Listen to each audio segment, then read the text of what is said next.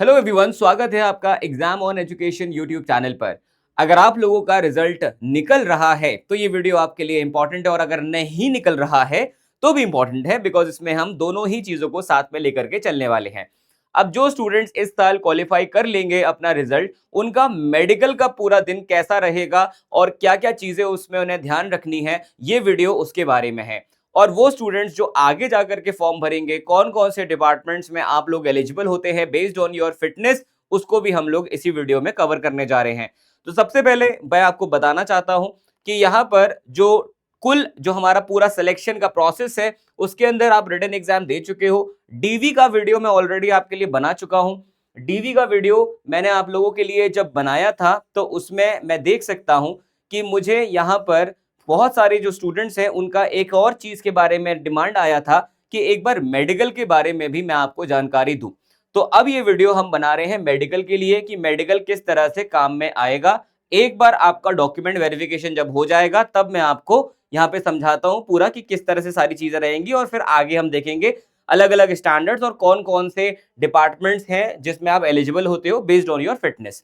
तो सबसे पहले मैं यहाँ पे बात कर लेता हूँ आपके जो पूरा प्रोसेस काम करेगा वो कैसे काम करेगा। हमारे आरआरबी जेई के अंदर 4 स्टैंडर्ड्स है जिनको हमें कंसिडर करना होता है, और सारे डिपार्टमेंट उन्हीं के आधार पे डिवाइड किए गए हैं, A3, B1, B2 और C1। अब यहाँ पे मैं बताता हूँ, डॉक्यूमेंट वेरिफिकेशन एक बार आपका जैसे ही पूरा हो जाएगा, सेम टाइम पर आपको, सेम डे पर आपको 24 रुपए की एक रसीद कटवानी पड़ेगी, जिससे आपको कटवाने के साथ आपको दिया जाएगा आपके हॉस्पिटल का जो डिटेल होगा जिसमें आपका मेडिकल होने वाला है वो। तो एक बार आपका डॉक्यूमेंट वेरिफिकेशन हो जाएगा, आप 24 रुपीज का पेमेंट भी कर देंगे, आपके पास हॉस्पिटल की जानकारी आ जाएगी जिसमें अगले दिन आपको जाकर के अपना मेडिकल का प्रोसेस कंप्लीट करवाना है। नेक्स्ट डे जब आप हॉस्पिटल पहुंचेंगे, लगभग आपका जो टाइम रहेगा रिपोर्टिंग का वो 9:30 से 10 के बजे के बीच में रहेगा। वो डिपेंड करता है कि आप कौन से जगह पर हैं और उन्होंने आपको क्या टाइम दिया है, ये ज्यादा कंसर्न की बात नहीं है। अब यहाँ पर सबसे पहले आपको एक बेसिक डिटेल का फॉर्म दिया जाएगा। उस फॉर्म में आपको अपना फोटोग्राफ भी लगाना पड़ेगा जो पासपोर्ट साइज फोटो होगा।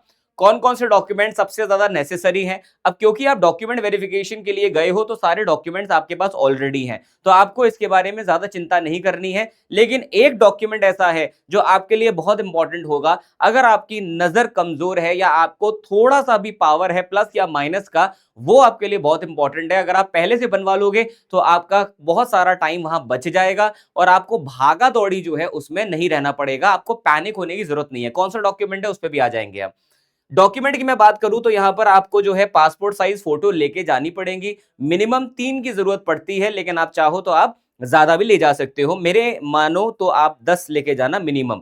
आधार कार्ड आपके पास होगा तो वो आपके साथ में रखना है। अब सबसे पहले आपको यहां पर बेसिक डिटेल फॉर्म दिया जाएगा, डिटेल्स चेक करनी है आपको, उसमें अपना फॉर्म के साथ साथ एक पासपोर्ट साइज फोटो लगा देनी है। मेडिकल वाले दिन आपको बिना खाए पिए पहुंचना है वहां पर, बिना खाए हुए, यानी कि खाना नहीं खाना है, फास्टिंग में आपको जाना है अपने मेडिकल सेंटर पर। अब जो टेस्ट का सीक्वेंस होगा, कौन सा टेस्ट पहले होगा बाद में होगा, उसका कोई ऑफिशियल सीक्वेंस नहीं है। डॉक्टर जैसे जैसे अवेलेबल होंगे वैसे वैसे आपके टेस्ट होते रहेंगे। अब मान लेते हैं आपके जो विजन वाला डॉक्टर है वो पहले अवेलेबल है, यानी कि जो आपकी आईसाइट चेक करने वाले हैं, आई टेस्ट जो करने वाले हैं, यही सबसे महत्वपूर्ण टेस्ट होता है यहाँ पर आरआरबी के अंदर। तो इसमें देखिए सबसे पहली चीज जो मैंने आपको बताई थी, द मोस्ट इंपॉर्टेंट थिंग बेटा, अगर आपको गलती से भी आपकी नजरों में या आपकी आंखों में पावर है, डज नॉट मैटर आप चश्मा पहनते हो या नहीं पहनते हो, लेकिन आपके आंखों में पावर है, तो आपको एक मेडिकल सर्टिफिकेट बनवा करके ले जाना पड़ेगा।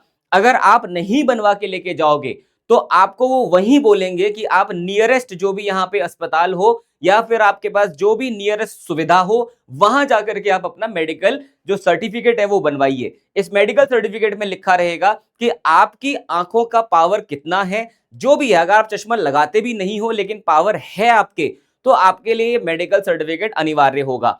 इस मेडिकल सर्टिफिकेट में और जो इंपॉर्टेंट चीज होगी वो होगी कि आपको उसके ऊपर ओरिजिनल स्टैंप जो है वो होनी चाहिए उस एमबीबीएस डॉक्टर की या उस हॉस्पिटल की जहां से भी आप करवा के लाए हो, और ओरिजिनल सर्टिफिकेट आपको ला करके यहाँ पे जमा करना होगा।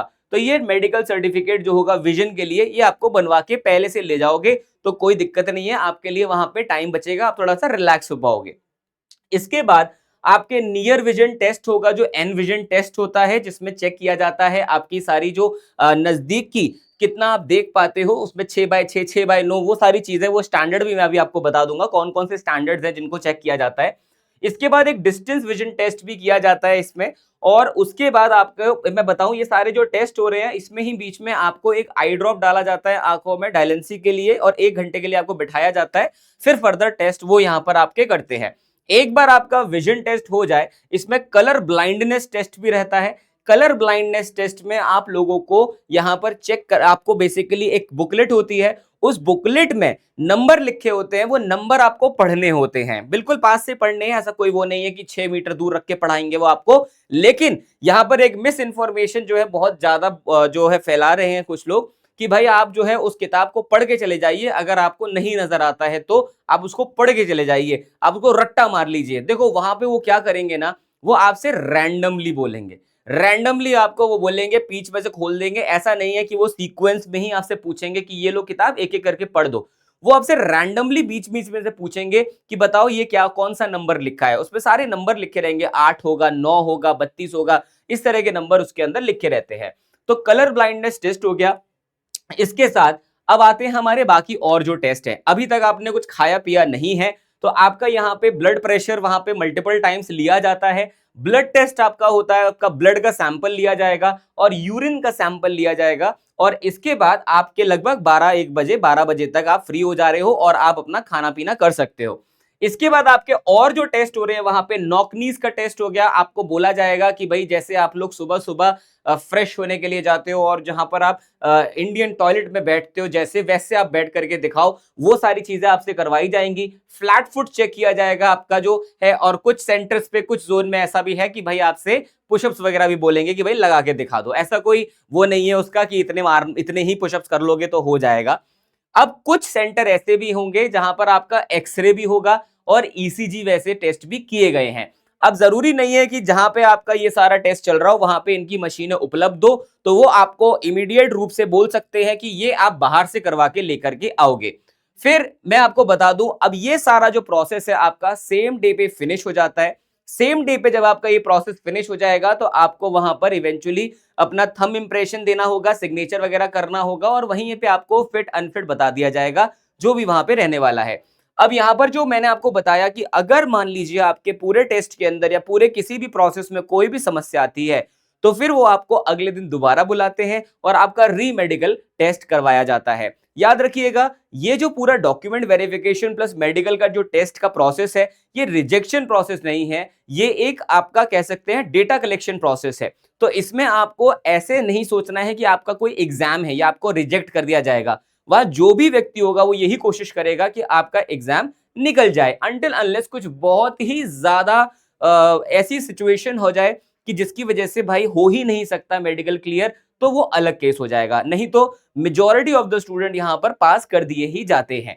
इसके अलावा अब मैं आपको बता दूं, यहां तक आपका सारा काम पूरा हो जाता है। आपको 2-3 चीजें और है वहां पर, आपका जो आरआरबी मेडिकल हॉस्पिटल को बेसिकली आपका आइडेंटिफिकेशन भी बताते हैं। जैसे मेरा आइडेंटिफिकेशन क्या है कि मेरे सर के पीछे यहाँ पर चोट का निशान है, तो मेरा ये आइडेंटिफिकेशन मार्क है कि मेरे सर पे स्कार है, एक निशान है, ठीक है। ये मेडिकल हॉस्पिटल को जाएगा, डॉक्टर इसको वेरीफाई करेंगे, साइन करेंगे, और जब आप ज्वाइनिंग करने जाओगे तो वो आपका दोबारा से टेस्ट करेंगे, चेक करेंगे कि भाई आप वही आदमी हो कि नहीं जिसने पेपर निकाला है, जिसने मेडिकल दिया है। तो ये सारे टेस्ट हो जाने के बाद आप फ्री हो जाते हैं, आप चले जाते हैं, और अगर आपका टेस्ट मान लीजिए नहीं भी होगा, नहीं क्लियर होता है, तो अगले दिन आपको दोबारा बुला जाएगा।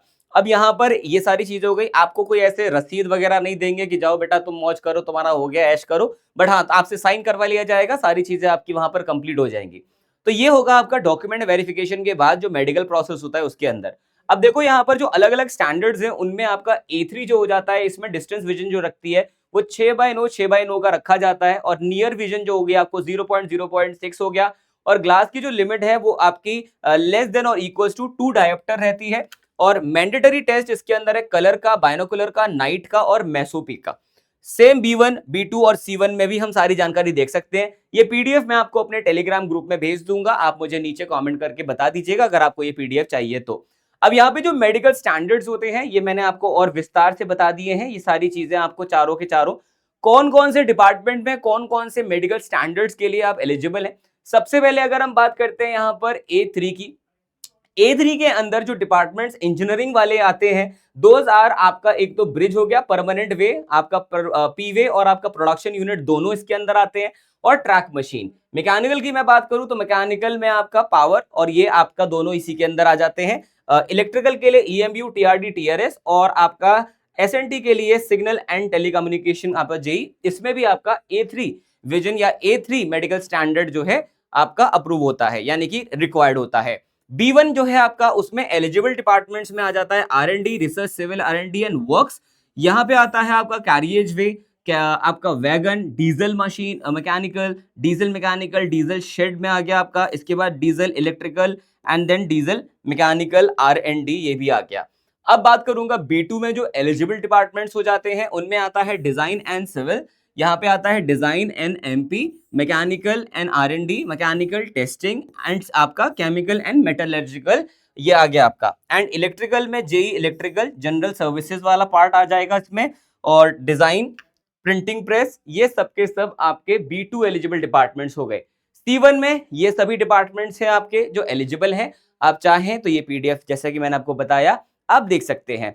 अब वो सभी स्टूडेंट्स जो लोग अब फॉर्म भरेंगे, आप लोगों के लिए अब आपको एग्जैक्ट जानकारी पता चल जाएगी कि आपका एग्जैक्टली कौन से डिपार्टमेंट में एलिजिबिलिटी बनती है based on your fitness condition.